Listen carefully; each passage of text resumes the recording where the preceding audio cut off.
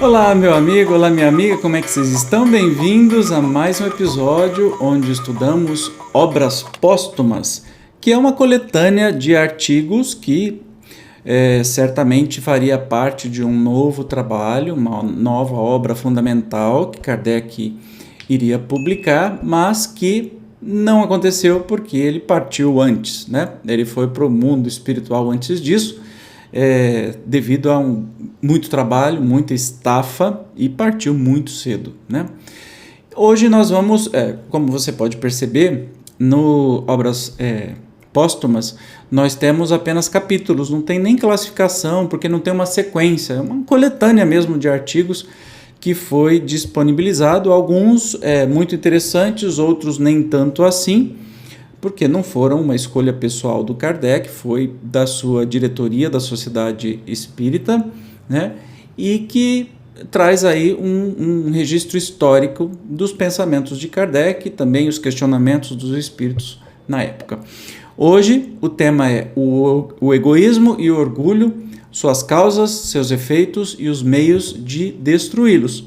Então, que são as causas principais, quando a gente aprende no Livro dos Espíritos, que os males da humanidade é o egoísmo e o orgulho, não tem outro. Graças a egoísmo e orgulho nós temos todo o tipo de ação ruim que a gente pode ter como ser humano. Mas vamos para o texto.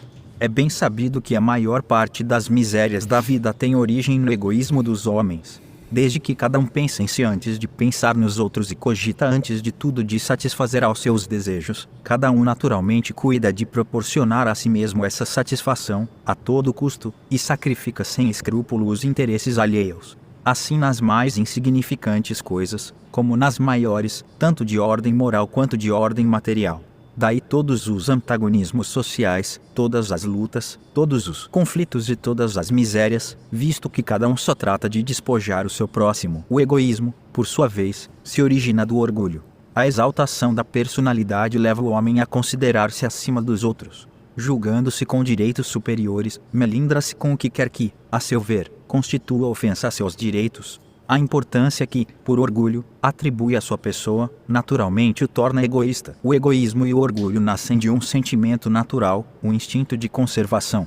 Todos os instintos têm sua razão de ser e sua utilidade, porquanto Deus nada pode ter feito inútil. Ele não criou o mal, o homem é quem o produz, abusando dos dons de Deus, em virtude do seu livre-arbítrio. Contido em justos limites, aquele sentimento é bom em si mesmo. A exageração é o que o torna mau e pernicioso. O mesmo acontece com todas as paixões que o homem frequentemente desvia do seu objetivo providencial.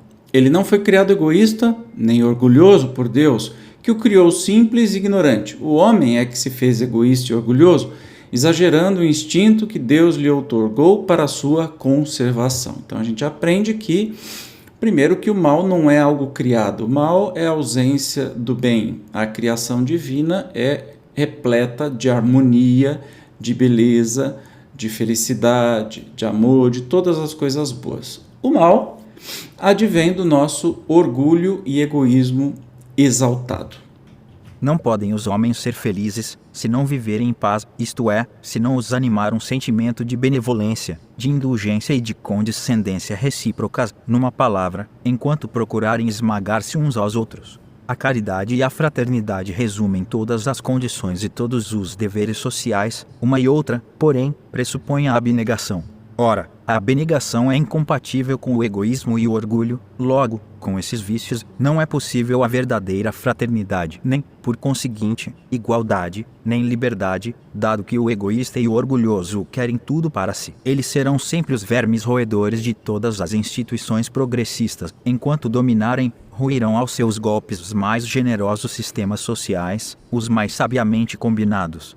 É belo, sem dúvida, proclamar-se o reinado da fraternidade. Mas para que fazê-lo, se uma causa destrutiva existe? É edificar em terreno movediço, o mesmo fora decretar a saúde numa região malsã, em tal região, para que os homens passem bem. Não bastará se mandem médicos, pois que estes morrerão como os outros, insta destruir as causas da insalubridade. Para que os homens vivam na terra como irmãos, não basta se lhes deem lições de moral, importa destruir as causas de antagonismo, atacar a raiz do mal, o orgulho e o egoísmo. Essa é a chaga sobre a qual deve concentrar-se toda a atenção dos que desejem seriamente o bem da humanidade. Enquanto subsistir semelhante obstáculo, eles verão paralisados todos os seus esforços, não só por uma resistência de inércia, como também por uma força ativa que trabalhará incessantemente no sentido de destruir a obra que empreendam, por isso que toda ideia grande, generosa e emancipadora arruína as pretensões pessoais. Impossível, dir-se-á, destruir o orgulho e o egoísmo, porque são vícios inerentes à espécie humana. Se fosse assim, houvéramos de desesperar de todo o progresso moral. Entretanto, desde que se considere o homem nas diferentes épocas transcorridas, não há negar que evidente progresso se efetuou. Ora, se ele progrediu, ainda naturalmente progredirá. Por outro lado, não se encontrará homem nenhum sem orgulho, nem egoísmo. Não se vêem, ao contrário, criaturas de índole generosa, em quem parecem inatos os sentimentos do amor ao próximo, da humildade, do devotamento e da abnegação. O número delas, positivamente, é menor do que o dos egoístas. Se assim não fosse, não seriam estes últimos os faltores da lei. Olha, orgulho e egoísmo são os principais males, a gente está entendendo o porquê, até mesmo porque se sumir, né, o egoísmo, e Jesus já vinha nos dizendo, né, ama os outros como a si mesmo, isso significa, deixe o orgulho de lado, busque a igualdade, né, de todo mundo. Se a gente fizesse só isso, bastaria para destruir por completo o egoísmo e o orgulho, né? Porque o orgulho, ele faz você querer ser mais do que o outro, superior ao outro. E o egoísmo, juntar coisas e poder, tudo para você. Então, se isso não existisse, obviamente que o mundo seria um outro lugar, né? Eu ia falar assim, um paraíso, mas assim, bem parecido com isso. Mas, quer dizer que não há cura para isso? Já que são sentimentos inatos e que a gente exacerba, né? A gente deixa eles cada vez maiores, numa importância que não deveriam ter. Não. Tem. Uma vez que a gente olha para trás, na história, a gente percebe o tanto que estamos menos egoístas, menos orgulhosos. A democracia, por exemplo, é um regime onde todos precisam colaborar, todos são considerados iguais perante a lei. Então, assim, é um baita de um avanço contra o egoísmo, um baita de um avanço contra o orgulho. E em suas matizes variadas, é obviamente que isso existe.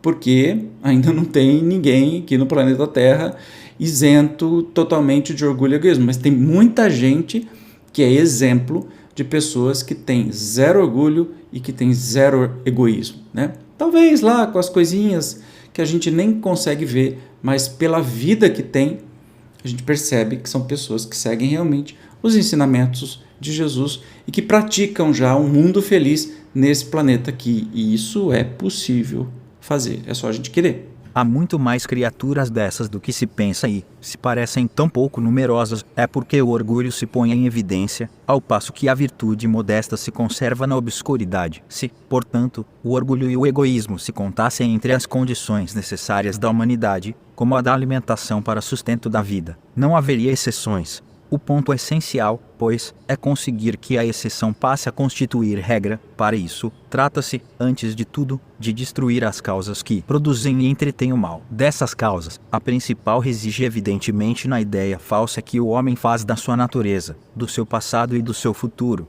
Por não saber de onde vem, ele se crê mais do que é, e não sabendo para onde vai, concentra na vida terrena todo o seu pensar, acha tão agradável quanto possível, aniceia por todas as satisfações, por todos os gozos. Essa é a razão por que atropela sem escrúpulo o seu semelhante, se este lhe opõe alguma dificuldade. Mas, para isso, é preciso que ele predomine, a igualdade daria a outros direitos que ele só quer para si, a fraternidade lhe imporia sacrifícios em detrimento do seu bem-estar.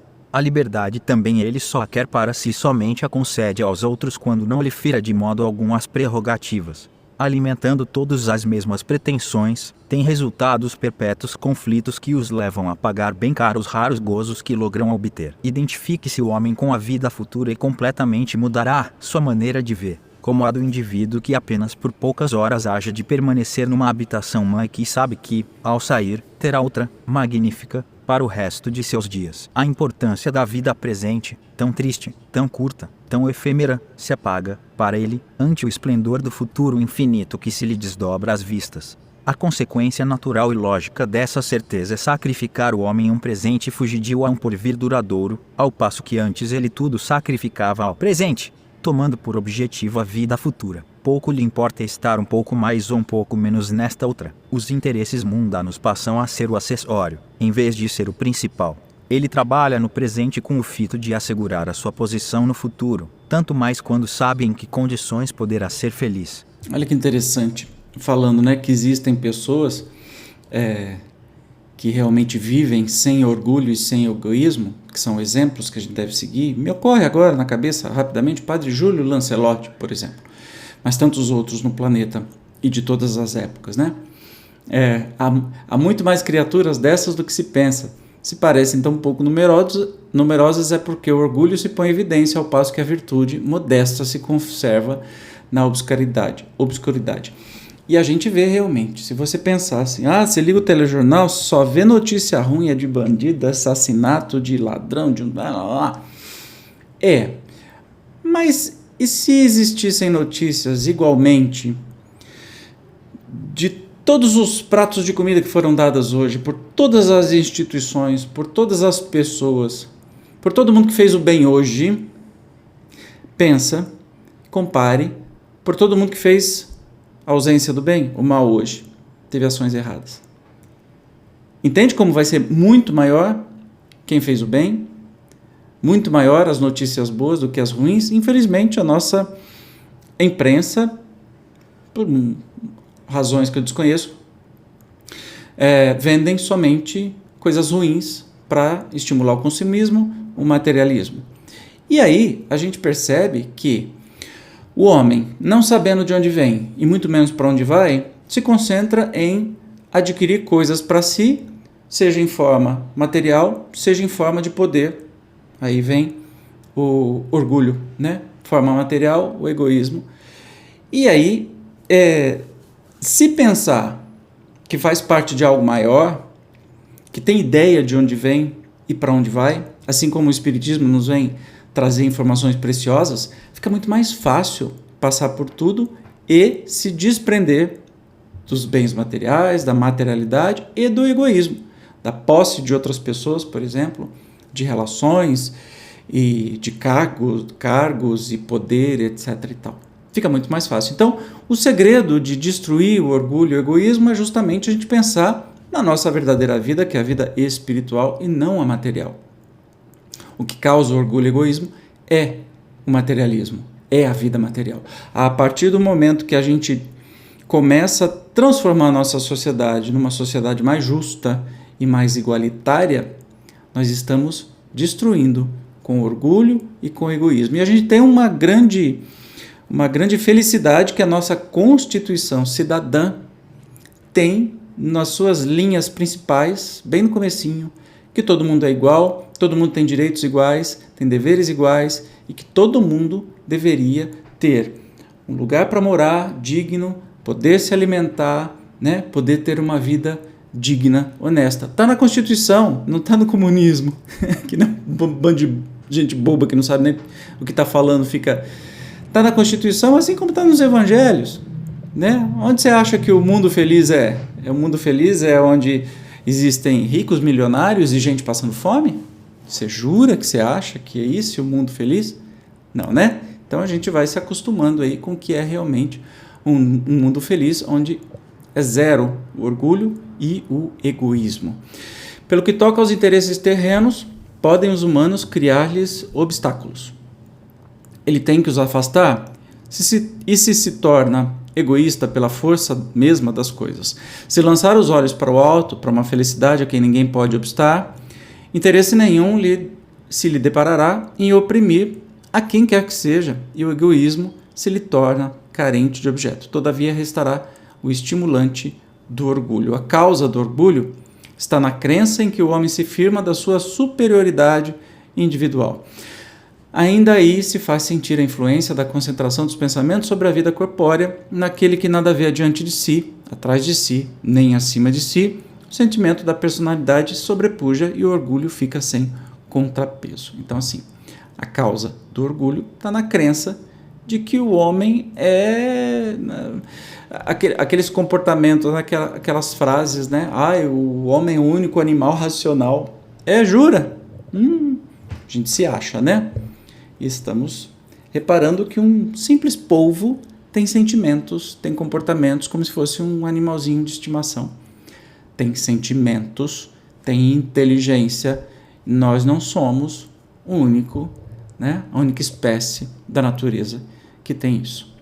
Então, que a gente baixa a bola para poder nos entendermos como seres partícipes, não donos do planeta inteiro. A incredulidade não só carece de meios para combater o orgulho, como estimula e lhe dá razão, negando a existência de um poder superior à humanidade. O incrédulo apenas crê em si mesmo. É, pois, natural que tenha orgulho.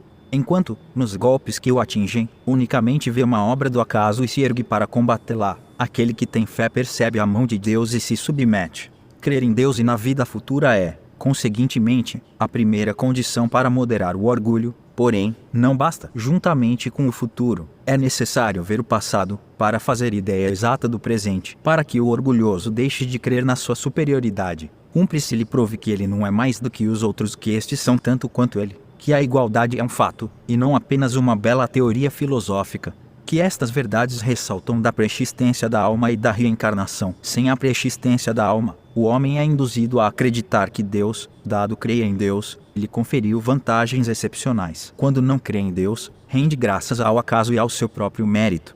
Iniciando na vida anterior da alma, a preexistência lhe ensina a distinguir da vida corporal, transitória, a vida espiritual, infinita. Ele fica sabendo que as almas saem todas iguais das mãos do Criador, que todas têm o mesmo ponto de partida e a mesma finalidade, que todas hão de alcançar, em mais ou menos tempo, conforme os esforços que empreguem, que ele próprio não chegou a ser o que é, senão depois de haver, por longo tempo e penosamente, vegetado, como os outros, nos degraus inferiores da evolução, que, entre os mais atrasados e os mais adiantados, não há senão uma questão de tempo, que as vantagens do nascimento são puramente corpóreas e independem do espírito, que o simples proletário pode, noutra existência, nascer num trono e o maior potentado renascer proletário. Como é que se elimina o egoísmo? Se acreditando igual a todo mundo. Então é um exercício que a gente tem que fazer, né, de humildade e de olhar para o outro e se ver, e se enxergar. Nem maior, nem menor, simplesmente igual. Se levar em conta unicamente a vida planetária, ele vê apenas as desigualdades sociais do momento, que são as que o impressionam. Se, porém, deitar os olhos sobre o conjunto da vida do espírito, sobre o passado e o futuro, desde o ponto de partida até o de chegada, aquelas desigualdades se somem e ele reconhece que Deus nenhuma vantagem concedeu a qualquer de seus filhos em prejuízo dos outros, que deu parte igual a todos e não achanou o caminho mais para uns, deve ser aplanou, né? Mais para uns do que para os outros. Que o que se apresenta menos adiantado do que ele na terra pode tomar-lhe a dianteira, se trabalhar mais do que ele por aperfeiçoar-se. Reconhecerá finalmente que, nenhum chegando ao termo, senão por seus esforços, o princípio da igualdade é um princípio de justiça e uma lei da natureza perante a qual cai o orgulho do privilégio. E claro, a gente precisa entender, né, para entender isso tudo, tem que, pela lógica, entender o que é reencarnação. Senão, vai ficar meio difícil você achar por que Deus permite que pessoas nasçam ricas, bilionárias e nunca vão ter que trabalhar e vão ter tudo aos seus pés, e outras pobres, miseráveis que passam fome. Se entender que existe uma vida só, aí fica difícil. Concordo que vai ser complicado explicar por que Deus, né, que é a justiça, que é a bondade, cria desigualdade. Então, assim, se Deus cria desigualdade como as religiões enfiam na nossa cabeça, então não seria Deus. Não seria a justiça. Não seria o amor. Seria um cara sacana que uma hora tá brincando porque dá muitos para uns e tira de outros, né? E não tem absolutamente... Não é este Deus que eu e o Espiritismo conhecemos. Isso que precisa ficar bem claro. Provando que os espíritos podem renascer em diferentes condições sociais, quer por expiação, quer por provação, a reencarnação ensina que naquele a quem tratamos com desdém pode estar um que foi nosso superior ou nosso igual noutra existência, um amigo ou um parente. Se o soubesse, o que com ele se defronta o trataria com atenções, mas, nesse caso, nenhum mérito teria. Por outro lado, se soubesse que o seu amigo atual foi seu inimigo, seu servo ou seu escravo, sem dúvida o repeliria. Ora, não quis Deus que fosse assim, pelo que lançou um véu sobre o passado. Deste modo, o homem é levado a ver, em todos, irmãos seus e seus iguais, dom de uma base natural para a fraternidade, sabendo que pode ser tratado como haja tratado os outros. A caridade se lhe torna um dever e uma necessidade fundados na própria natureza. Jesus assentou o princípio da caridade, da igualdade e da fraternidade, fazendo dele uma condição expressa para a salvação, mas estava reservado à terceira manifestação da vontade de Deus, ao Espiritismo, pelo conhecimento que faculta da vida espiritual, pelos novos horizontes que desvenda e pelas leis que revela, sancionar esse princípio, provando que ele não encerra uma simples doutrina moral, mas uma lei da natureza que o homem tem o máximo interesse em praticar. Ora, ele a praticará desde que, deixando de encarar o presente como o começo e o fim, compreenda a solidariedade que existe entre o presente, o passado e o futuro. No campo imenso do infinito, que o Espiritismo lhe faz entrever, anula-se a sua importância capital e ele percebe que, por si só, nada vale nada é, que todos têm necessidade uns dos outros e que uns não são mais do que os outros, duplo golpe, no seu egoísmo e no seu orgulho. Para isso, é-lhe necessária a fé, sem a qual permanecerá na rotina do presente. Não a fé cega que foge à luz, restringe as ideias e, em consequência, alimenta o egoísmo. É-lhe necessária a fé inteligente, racional, que procura a claridade, não as trevas, que ousadamente rasga o véu dos mistérios e alarga o horizonte. Essa fé, elemento básico de todo progresso, é que o Espiritismo lhe proporciona. Fé robusta porque assente na experiência e nos fatos, porque lhe fornece provas palpáveis da imortalidade da sua alma, lhe mostra de onde ele vem, para onde vai e por que está na Terra, e finalmente lhe firma umas ideias ainda incertas sobre o seu passado e sobre o seu futuro. Portanto, é necessário que a gente acredite, mas não numa fé cega, né? Acredite baseado na nossa razão, que nós não nascemos, não fomos criados no momento do nosso nascimento dessa vida e nem seremos desaparecidos quando a gente morrer, né? Nem vamos para um céu eterno, um inferno eterno, essas coisas todas que a gente está cansado de estudar por aqui. Uma vez que haja entrado decisivamente por esse caminho, já não tendo que os incite, o egoísmo e o orgulho se extinguirão pouco a pouco, por falta de objetivo e de alimento, e todas as relações sociais se modificam. Sob o influxo da caridade e da fraternidade bem compreendidas. Poderá isso dar-se por efeito de brusca mudança? Não, fora é impossível, nada se opera bruscamente em a natureza. Jamais a saúde volta de súbito a um enfermo. Entre a enfermidade e a saúde, há sempre a convalescença. Não pode o homem mudar instantaneamente o seu ponto de vista e volver da terra para o céu. O olhar, o infinito confunde e deslumbra, ele precisa de tempo para assimilar as novas ideias. O Espiritismo é, sem contradita, o mais poderoso elemento de moralização, porque mina pela base o egoísmo e o orgulho, facultando um ponto de apoio à moral.